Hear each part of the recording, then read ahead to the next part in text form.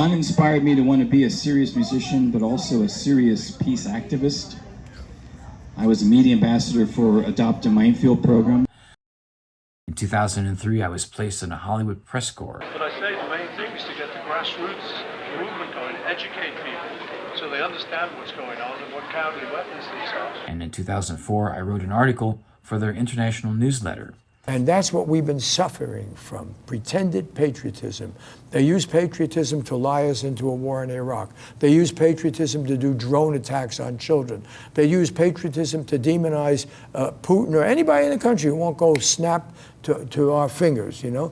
They have used the war on terror to gain a degree of power and observation over the American people that no dictator ever had. The wind will change, the water main will break, risks happen, and so you gotta kind of always be trying to get more surplus, more profits, because the more you have, the safer you are to face any eventuality. It's built into the system that the capitalist's anxiety about keeping his or her hands on that surplus means you got to use the surplus to build your company to get more surplus and therefore become safer. And so the system has built into it not just the need to get as much surplus as possible, but to grow the enterprise, to build it out. Because if you don't, you risk collapse, disaster. How do you think your father would look at all this that's going on right now? When he did The Planet is Fine, that was in 1992 on his Jammin' in New York show. And it was very controversial because, you know, he wasn't saying don't try to save the planet, but he was saying the only reason you're trying to save the planet is because you're trying to save your life, your convenient life. Like, let's just get real about it. Ego. Yeah. Yeah. Like, you know, you're trying to save it so that you're not inconvenienced anymore. We have a sickness at the core of our culture, and it's money. And so money now has beaten everything. The core of our culture used to be competition. And now we've gotten rid of competition, which is what's necessary to make capitalism work. There's no more competition. What do you got? 3 telecommunication companies? Yeah. They own all the, Comcast now owns they make the program, they sell the program, they deliver it, they own the cable company that brings it to your house. So we need a Teddy Roosevelt to split up the big antitrusts. We need to do that again. And we need to get money out of politics. Yeah. So that's the way people always say, well, Jimmy, what's your solution to fix all this? You got to break up the big corporations. Right. And then we're bombing again. We've been nonstop bombing. And, you know, they tell us that we're supposed to be afraid of the Muslims because it's their religion that makes them crazy killers, right? That's right. Although there's millions of Muslims living in America and they're not killing us ever. That's right. Maybe it's because we're bombing. You know, if we found out there was oil in Salt Lake City and we started bombing it for 30 years straight, there'd be a lot of Mormon terrorists. That's right. And we'd find, oh my gosh, there's not oil here. There's only salt. So that's the problem. We always have bomb money, but we're firing teachers, right? Yes, as soon as the economy crashes, they fire teachers because that's what gets you out of a depression, dumber kids, right, Dan? That's what really... Well, you know, and there's also this discussion about socialism, is that most people don't even understand what it means. Yes. You know, they think, okay, there's National Socialism, okay? It exists in Scandinavia, okay? It exists in Germany, it exists in where my family's from, in Switzerland. Okay, in the 21st century, yes, it was National Socialism in the 1930s in Italy and in Germany. But they were fascist dictators. They were fascists, yes. You know, that's a different thing. And also this thing with capitalism as well, you know, when people say, but more people have been moved out of poverty because of capitalism more than any other system in history.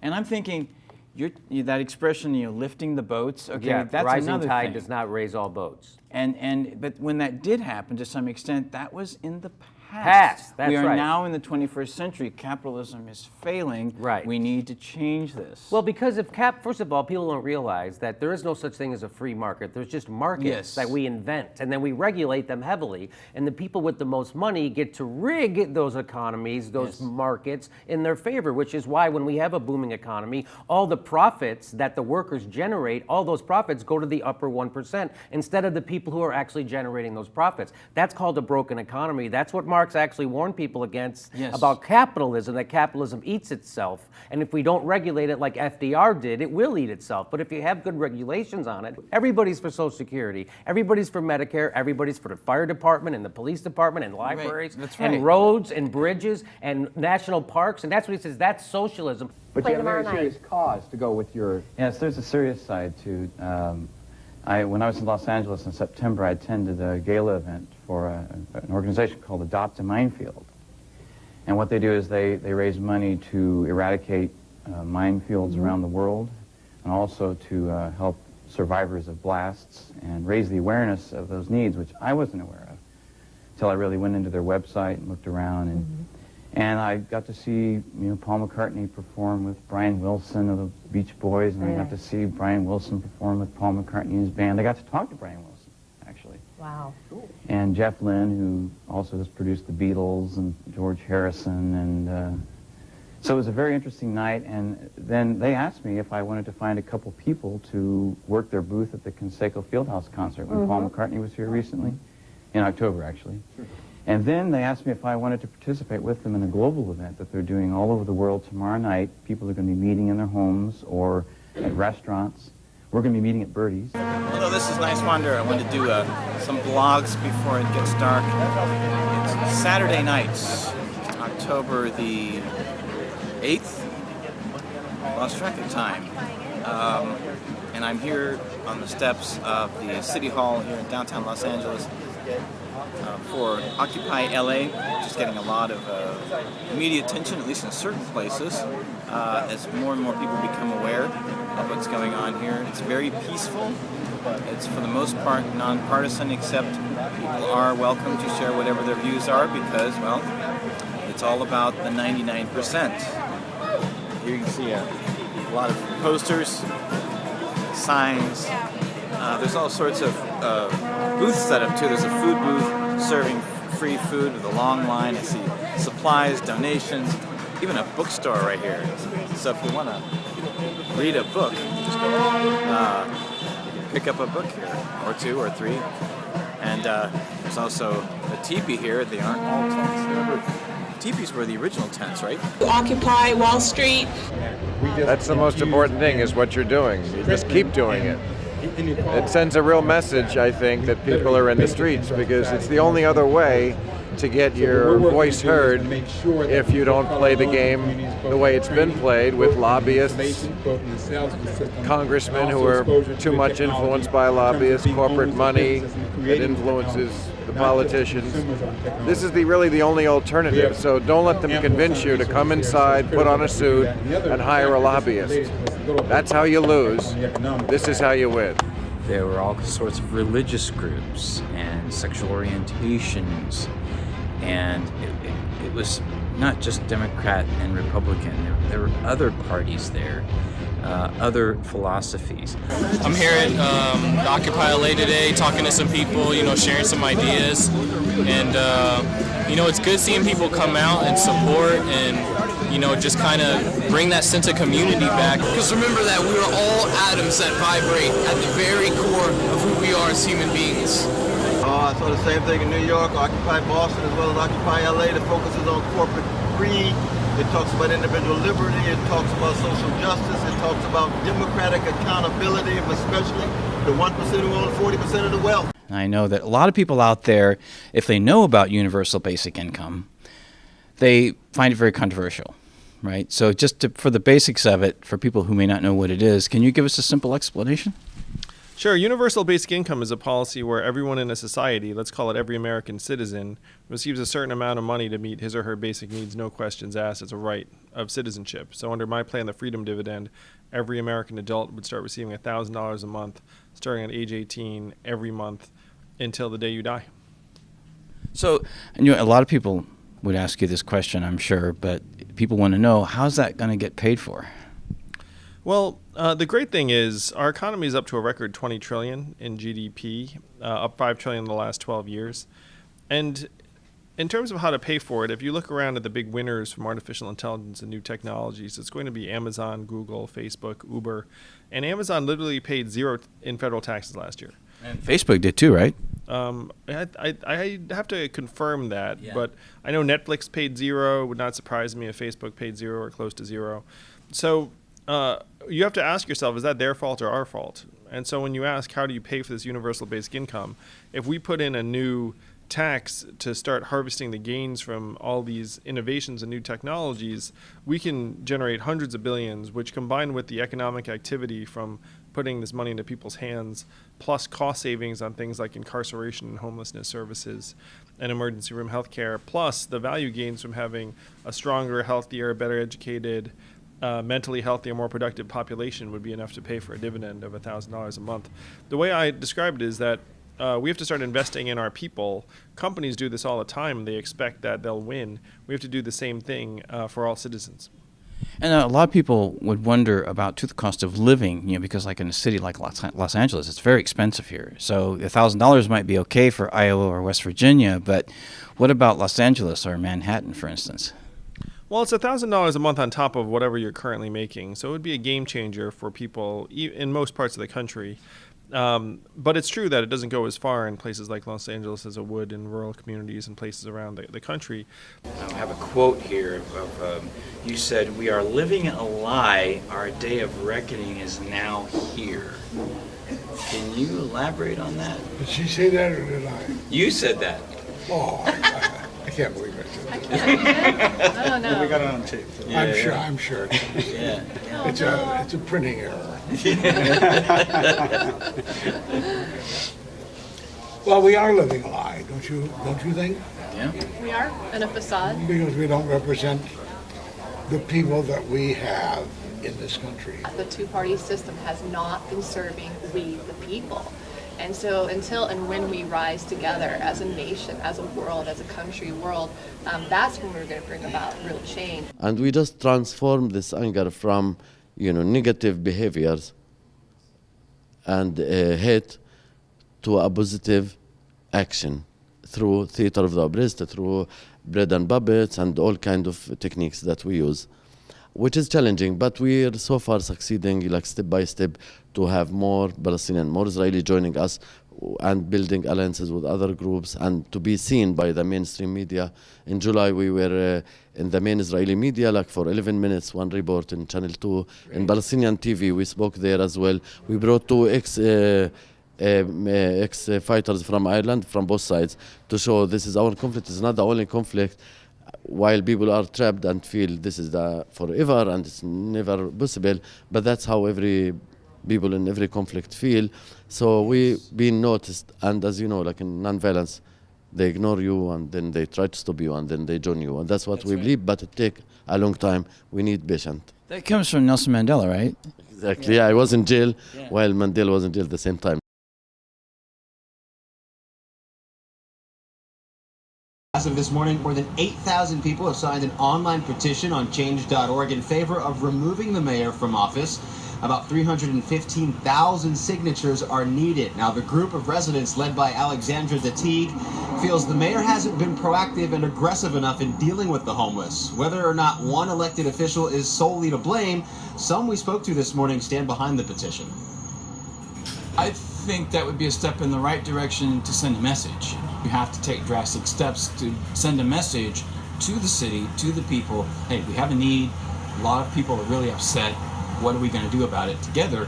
And since you're our elected officials, you're supposed to be in charge. You have a YouTube video, obviously, that went viral, and we'll get into that in a minute. But one of the reasons why I invited you to come on here is because the red flag for me initially was in March of 2020, and one of my friends who's an investigative journalist, actually, he was the guy that wrote the blogs. After doing the research, where he came up with 0.01% has 40% of the wealth, if you know where I'm going with that, right? He's the guy, and he put out this over hour-long video through his networks of this frontline nurse who was working at Elmhurst Hospital, in New York City, which was considered ground zero at the time. And Cuomo was on TV every day because of the disaster, obviously. And she had recorded video on her phone of conversations she had with colleagues, including her superiors and coworkers. And I could just see one story after another, and over an hour now, of working various floors of that hospital, and they were not getting any good information about how to treat the patients coming in, and you could just hear the stress in their voices, and they just kind of, I don't know what to do. And it was tear jerking. I mean, to hear that stuff, and I said, this is not good. That was my first reaction, when people are not knowing what to do, and they're the professionals that people are relying on. So that was my red flag initially. Your video on YouTube, you spoke to the North Vernon community board, school board there, because they were, obviously looking into reopening the schools back up, trying to figure out what the protocols were. And in just a little over 6 minutes, a brilliant overview of suggestions and what you had known from your personal experience. So you mentioned in that video, you said no vaccine stops infection. You want to elaborate on that? Yeah, people have come to get this idea that somehow vaccination makes it so there's a bubble around you that the virus can't penetrate. That's not how these things work. You actually get infected. It's just that your immune system responds so quickly and so accurately that it eradicates the pathogen before it can cause enough inflammation to make you have symptoms. But it's not the case that you somehow just never get virus in you. You get virus in you, and in some vaccination situations, the COVID-19 one being very clearly one of these, you actually get virus in you and you shed virus as much as an infected, in some studies, more than a naturally infected person does. And I think the complexities of vaccines and immune system interaction is very poorly understood by the general population. And what the CDC and the FDA are doing is just muddying the waters and simplifying complicated interactions down to the level of idiocy. So the governments of China and a consortium of Western governments all got together and put millions and millions of dollars into an effort to develop a coronavirus vaccine. When you get the vaccine, it appears that you have an antibody response, but when you actually encounter the wild virus, you become much sicker. And it actually creates a pathway that virus hurts you a lot more than with unvaccinated people. So this was 2012. April 10th, 2020. Grand Park in downtown Los Angeles was the site of Defeat the Mandates rally. The focus was on opposing vaccine and mask mandates, which of course means standing up for freedom of choice and freedom of speech. It was a gathering of about 20,000 people, spanned at least 8 hours, and featured dozens of speakers and performers from across the spectrum. All present, ages, ethnicities, races, political leaning, right, left, Democrats, Republicans, independents, vaccinated, unvaccinated. From all across the country, all backgrounds, economic statuses. People flew in with private jets and others came on public transportation. It was preceded by a march led by firefighters from Fire Station 4 downtown with allies to the park. The diversity of speakers represented the diversity of people in this movement. Doctors, nurses, fire and police, frontline workers, activists, nonprofits, reverends, a Christian pastor, a rabbi, a Muslim minister, vaccine injured and families, attorneys, educators, media personalities, Hollywood actors, comedians, musicians, filmmakers, a Silicon Valley entrepreneur, investigative journalists, military personnel and officers, truck drivers, the inventor of the mRNA technology used in Pfizer and Moderna vaccines, and more. Dale Bigtree, the host, an Emmy Award-winning producer of Doctors on CBS TV, now online with The Highwire Show, and his media team did a phenomenal job producing the event. I'm fantastic. I just got off the stage in front of tens of thousands of people. There's like 20,000 to 30,000 people out there. It's rock star time, man. You can't beat that. It's fantastic. It's about time. Hello, Mr. Kennedy. My name is Dan Niswander, independent media. We have to deal with these issues, and when there is a Kennedy administration, are we going to see a sequel to the New Deal, new jobs programs, regulating Wall Street, securing Social Security? What do you intend to do once you are president of the United States? I'm a traditional Kennedy Democrat. I think human dignity, and particularly dignity of the workers, and the American middle class are the foundation stones not only of our economy but American democracy. I grew up at a period in American history that economists call the Great Prosperity. The economy is at the base of everything. I did one of the documentaries that I created was called The Roots of Society and the Enlightenment of Solutions. And the roots meaning that everything, like the tree, I compared it to a tree, the economics is like the roots of the tree. If you don't have a strong economic system, that tree will not survive. Doesn't matter what kind of fruit or leaves or branches you have on the tree, it won't survive without a strong system of roots in the ground that you can't see even. And so I compared that example of the tree to basically to our life on the planet. And that's why even all of the justice, the foreign policy issues you're talking about, everything in our society, all the justice is really under that foundation of economics. I'm also the founder of the Center for Political Innovation, which is an educational socialist nonprofit. We educate people about opposing war and opposing empire and, trying to bring a new perspective to anti-imperialism and socialism, looking beyond left and right, but toward what brings us together, how we can build community. That's what free speech is about. Not everything we agree with, right? And I also want to talk about the Center for Political Innovation. I've interviewed C.Maupin in one of the segments, if you heard the radio show a while back. He wrote a book about Kamala Harris, which I think Tulsi Gabbard read, or because some of the content she shared at the debate, if you remember.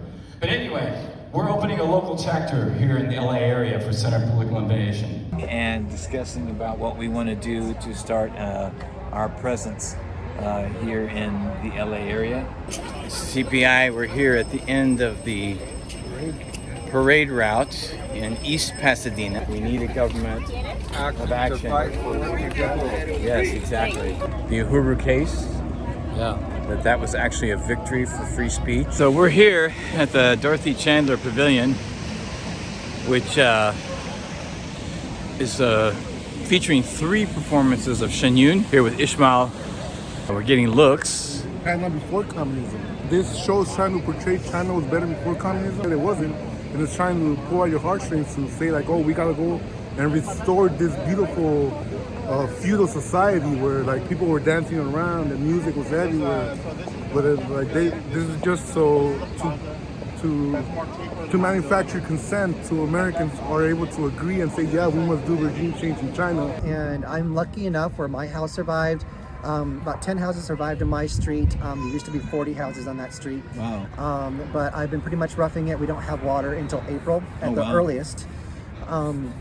But we didn't have power until the day before Valentine's Day. And then the day of Valentine's, the day of before Valentine's Day, we had a mudslide and a flood at the same time. And so I had to evacuate my house the 3rd time.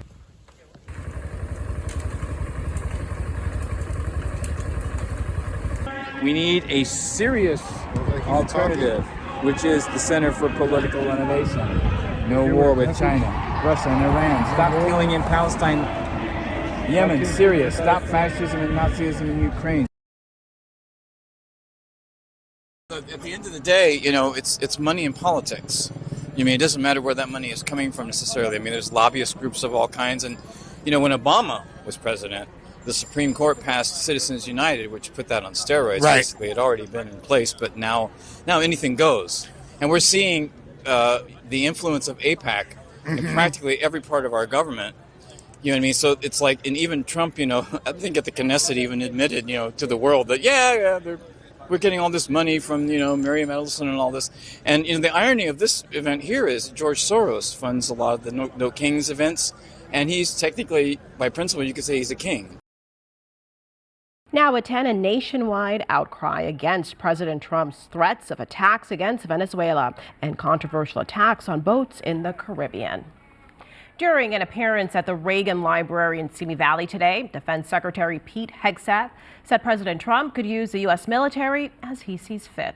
Demonstrators in downtown L.A. this afternoon loudly disagree with that idea. Jillian Smukler joining us live from Hollywood tonight with more on that story. Jillian. Hi, Rick and Karine. Yeah, hundreds of people gathered in downtown Los Angeles today, joining a nationwide call to stop U.S. military action in Venezuela. And protesters tell us they're trying to send a message not only to the White House, but also to the world.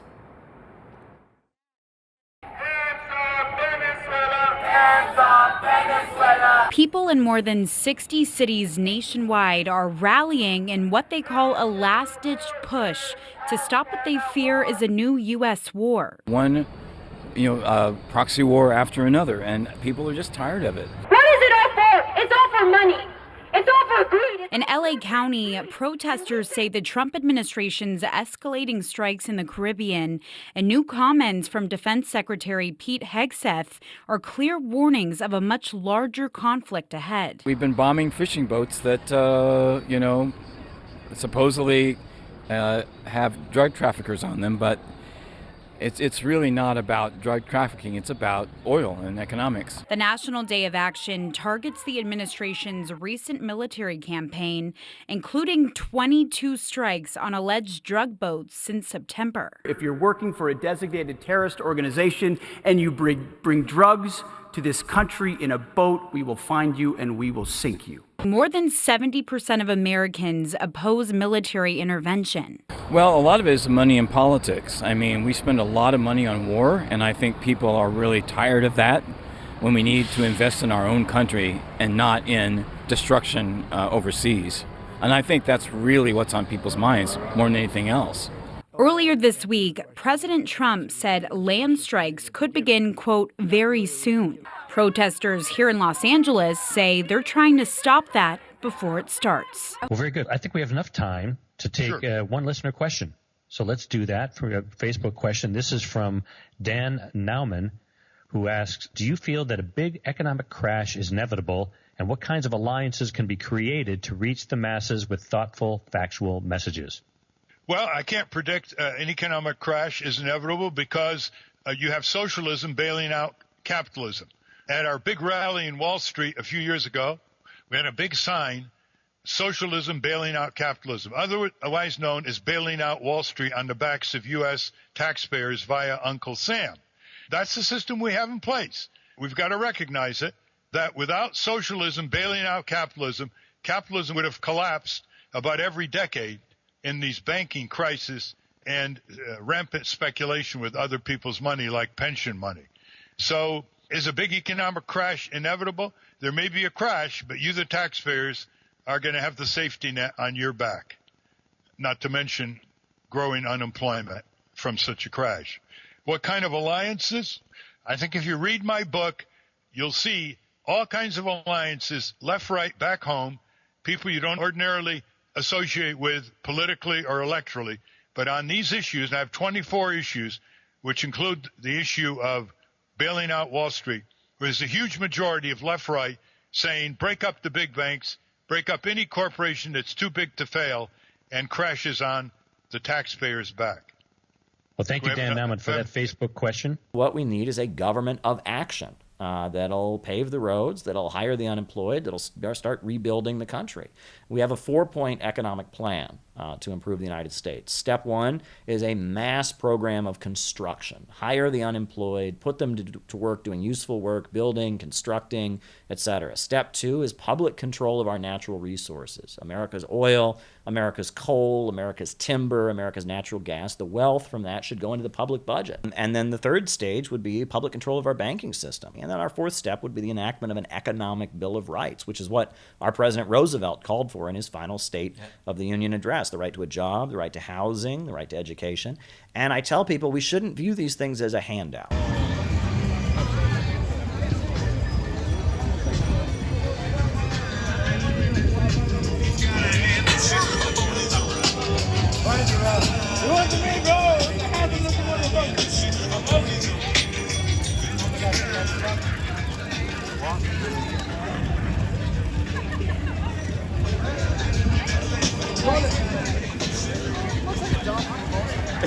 Yeah, but it's a rich dump. It's a rich dump.